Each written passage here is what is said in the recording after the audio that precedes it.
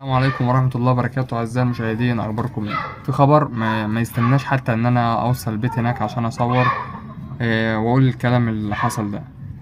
في حاجة حصلت، يعني ربنا يستر ربنا يستر ما تكونش كارثة تعم علينا كلنا.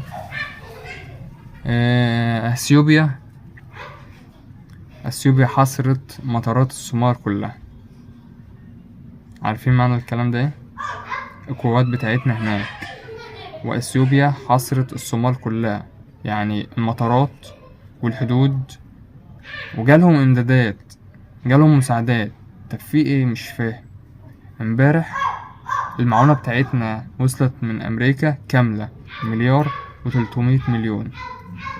دلوقتي اللي حصل ده حصل ايه؟ خدوا معونة هما كمان؟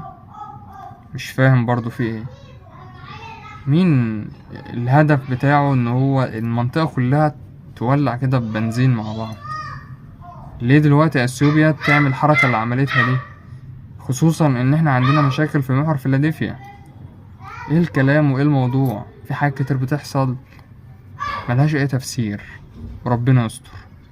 السلام عليكم ورحمة الله وبركاته.